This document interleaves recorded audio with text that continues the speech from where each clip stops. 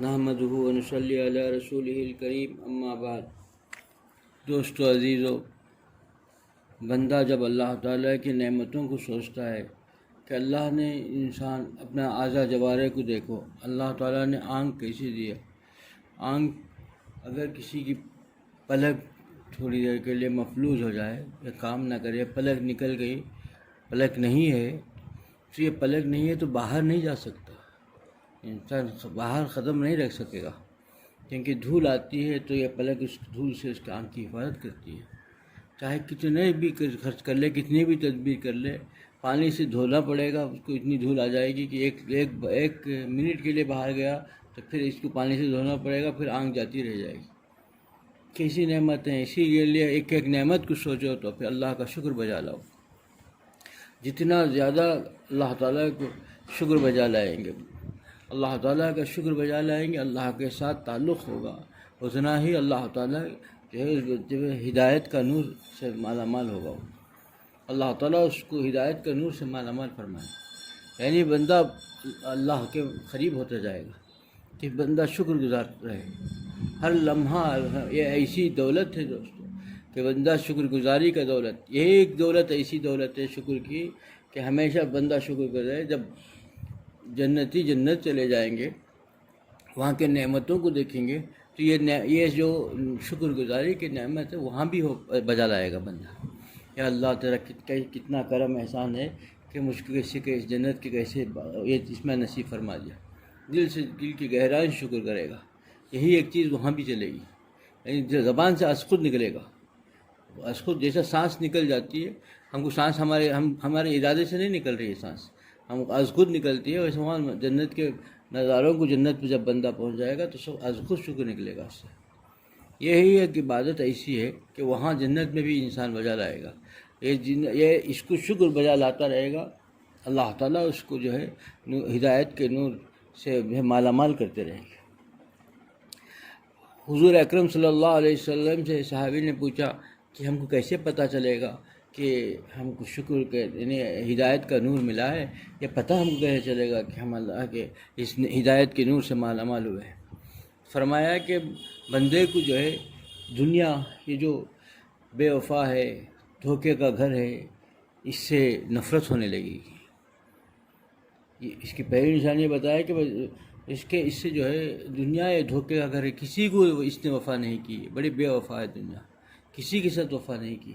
اس بے وفا دنیا کے ساتھ اس کو جو ہے نفرت ہوگی، وہ دنیا کے سے نفرت کرے گا، دنیا کی محبت اس کے دل سے چلے جائے گی، اور پھر آخرت کی تیاری میں لگ جائے گا، آخرت کا جانا ہے اس کی تیاری میں لگ جائے گا، اس لیے بتایا کہ اس کی آخرت کی فکر میں لگ جائے گا، اور موت کو یاد کر کے بہت ہی اس کی فکر میں لگے گا، اور آخرت کی تیاری میں اور موت کو یاد کر کے اسی کی تیاری میں لگ جائے گا۔ یہ کسی بندے کو اگر نصیب ہو جائے تو سمجھو کہ اس کو نور ہدایت کا، اللہ کا نور ہدایت اس کو نصیب ہو گئی، یہ اللہ نے ہدایت کا نور اس کو نصیب کر دیا ہے۔ اسی وجہ سے دنیا کی کوئی چیز اس کو وہ نہیں، اہمیت نہیں ہے، دنیا سے محبت نہیں ہے، وہ آخرت کی محبت میں لگا ہوا ہے، یہ آخرت کے۔ عیسیٰ علیہ السلام نے بڑا پیارا جملہ کہا، عیسیٰ علیہ السلام نے مخاطب ہو کے کہا، مال جب اللہ تعالیٰ نے مال کے لیے آج لوگ مال ہی کی فکر میں مال لائیں، مال جمع کریں، لوگوں کو عیسیٰ علیہ السلام کی نصیحت کی یاد رکھنی چاہیے۔ عیسیٰ علیہ السلام نے فرمایا، مال تمہارا یہاں رہے گا، چوری ہوگا، ڈاکہ ہوگا، چوری ہوگا، ڈاکہ ہوگا، اس کو خراب ہوگا، کچھ نہ کچھ ہوگا، اس مال کا بڑا مسئلے پیدا ہو جائیں گے۔ اس مال کو زمین میں مت رکھو، اس مال کو آسمانوں میں رکھو۔ نصیحت بہت گہری ہے۔ آسمانوں میں رکھنے سے مراد کیا ہے کہ مال جو اللہ نے جو کچھ آپ کو دیا ہے، اس کو اللہ کے لیے خیرات کر دو، پھر اللہ تعالیٰ کے ہاں ذخیرہ بنا دو۔ نہ وہاں چوری کا خوف ہے، نہ ڈاکہ کا خوف ہے، نہ مال ختم ہو جائے گا یا مال خراب ہو جائے گا اس کا خوف۔ بس یہ ایسی پیاری نصیحت ہے دوستو، انسان جب اللہ کا بنے گا تبھی یہ کر پائے گا۔ اللہ تعالیٰ کا آدمی جب دیکھیے یہ جب انسان گناہوں میں ڈوبا رہتا ہے تو پھر اس کا دل متاثر ہو جاتا ہے، تو پھر کسی چیز پر اس کو نہیں لگتا، پتہ ہی نہیں چلتا وہ کہ کیسے، یعنی نور ہدایت کیا جانے، وہ تو ایسے گناہوں کے دلدل میں پھنس جاتا ہے، کبھی اس کو توفیق ہی نہیں ہوتی۔ توفیق ہی نہیں ہوتی. یہ ایسی چیز ہے کہ مانگنے سے ملتی ہے، طلب سے ملتی ہے.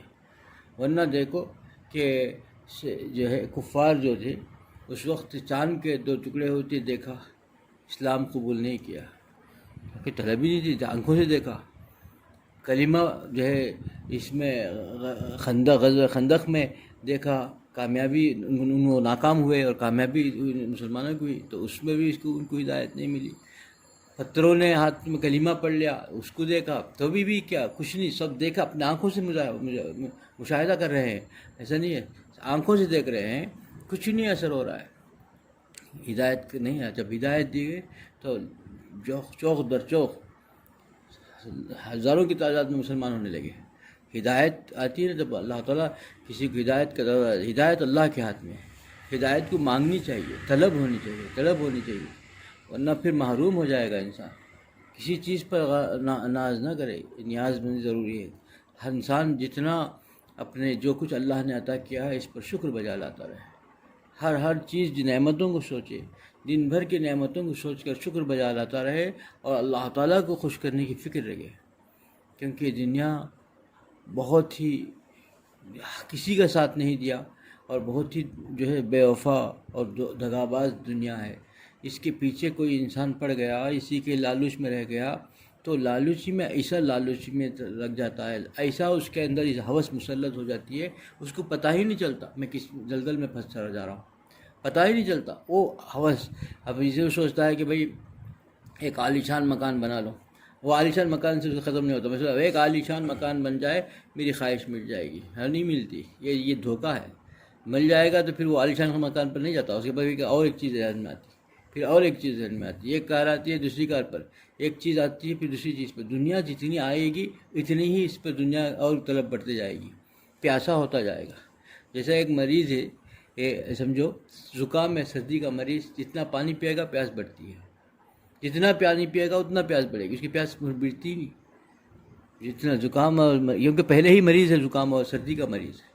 سے دنیا کا جو ہرس جس کو مسلط ہو جاتی ہے، جتنی دنیا آئے گی اتنی دنیا کی خواہش بڑھتی جائے گی، جتنی دنیا اس کے سامنے آتی جائے گی اور مسلط اس کے دل و دماغ کے اندر دنیا مسلط ہوتے جائے گی اور اسی دلدل میں ایسا پھنستا جائے گا. دلدل اس چیز کو بولتے ہیں جس کے اندر آدمی چلے جائے، پیر ہلائے گا بھی تو اندر چلے جائے گا، حرکت بھی نہیں کر سکتا. دلدل اس چیز کا نام ہے. کیچڑ میں جائے تو کوئی مسئلہ نہیں، کیچڑ سے باہر آ جائے گا آدمی، اپنے زور جائے گا، گر گیا کیچڑ میں، کیچڑ سے باہر آ جائے گا. دلدل میں پھنس گیا، آ نہیں سکتا، کوئی کسی کا سہارا لے کر باہر نکلنا پڑے گا. وہاں ذرا حرکت بھی کرا تو اندر چل جائے گا. دلدل ایسی چیز ہے کہ جس سے نکلنے کی فکر کرے گا، ذرا زور سے نکلنے کی کوشش کرے گا اور نیچے چل جائے گا اور اندر گھستا چل جائے گا، پھر وہی مر جاتا ہے آدمی. یہ دنیا ایک ایسے دلدل ہے کہ اس کے اندر اگر آدمی ذرا سا بھی اگر پھنس گیا اور پھنستا چلے جائے گا، اس سے نکالنے کے لیے ہی کسی اہل دل کی صحبت ضرورت ہے. وہ اسی کو ہاتھ پکڑے گا، اسی کے ساتھ آئے گا. دوستو یہ کیونکہ یہ اللہ تعالیٰ کا نظام ہے دنیا میں.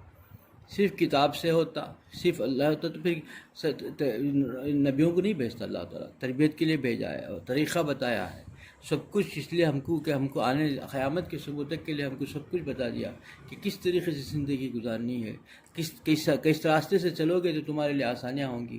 تم اپنے منمانی کی زندگی گزار کر کے سوچو گے کہ میں خود اپنی اصلاح کر لوں گا، قرآن اور حدیث ہمارے سامنے ہے، تو پھر نبیوں کو بھیجنے کی کیا ضرورت ہے؟ خدا کو نہیں معلوم ہے کیا خدا انسان کو بنایا ہے؟ انسان کو بنانے والا ذات اللہ کی ہے، وہ جانتا ہے. اس کے لیے ایک اور آدمی کی ضرورت ہے یہاں پر ٹوکنے والا ہو. کتنا بھی آدمی دین سیکھ جائے، جب تک اس کا بڑا سرپرست اس کو ٹوکتا نہیں، اس کے اندر نہیں آتا. چاہے آپ کتنے بھی بتا دیجیے، ایک آدمی ہے اس کو لے جا کر کے پوری اخلاق سکھا دیجیے، پٹی بڑھا دیجیے، لیکن اس کے اندر وہ چیز نہیں آئے گی. کوئی ڈرانے والا ہو، اس کا خوف اس کے دل میں ہوگا تبھی آئے گا. جانتے ہوئے بھی وہ بد اخلاق بنتا چل جائے گا. کیونکہ انسان کا یہ ایسا ہے، دل ایسا بنایا گیا ہے. انسان کا خاصیت ہے کہ خاصیت جاننے سے نہیں ہے، تربیت سے اس کی تربیت ہوتی ہے. جب تربیت ہوگی، جس کی تربیت پہ رہے گا اور کسی کا خوف بڑا سرپرست کو بڑے کو مان کر کے چلے گا، تب اس کی تربیت ہوگی، تب اس کو چلنا آسان ہوگا اور اللہ کا خوف دل کے اندر پیدا ہوگا. اور جب اللہ کا خوف پیدا ہوگا اور نور ہدایت سے اس کو مالا مال ہوگا تو اللہ تعالیٰ اس کو ایسی زندگی عطا فرمائیں گے کہ ایسا سکون عطا فرمائیں گے کہ وہ اس سکون اور زندگی ایسی رہے گی کہ وہ ہر وقت اللہ کی محبت میں جیتا رہے گا. ہر چیز میں اللہ تعالیٰ کی جو ہے محبت کو دیکھے گا، ہر نعمت کو دیکھنے سے پہلے خدا کا شکر بجا لائے گا، ہر لمحہ خدا کے شکر میں گزارے گا، اٹھتے بیٹھتے سوتے جھاگتے خدا کا شکر ہی زبان پہ رہے گا، ہر حال میں شکر رہے گا۔ آج ہمارے زبانوں میں بس یہی شکایتیں ہیں۔ شکایتیں کیوں ہیں؟ کہ محبت نہیں ہے، ہدایت کے اس نور سے ہم محروم ہیں۔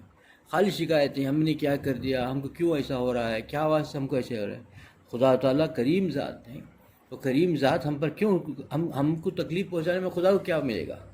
یہ ہمارے بدعمالیوں کی وجہ سے ہے۔ ہم اللہ کے بن جائے، اللہ تعالیٰ کے محبت میں جیتے، سونا اٹھنا جو ہے نا ایک کر لیں گے تو مزیدار زندگی ملے گی۔ اللہ مجھے بھی اس پہ عمل کی توفیق عطا فرمائے، آپ لوگوں کو اس پہ عمل کی توفیق عطا فرمائے۔ وآخر دعوانا الحمدللہ رب العالمین۔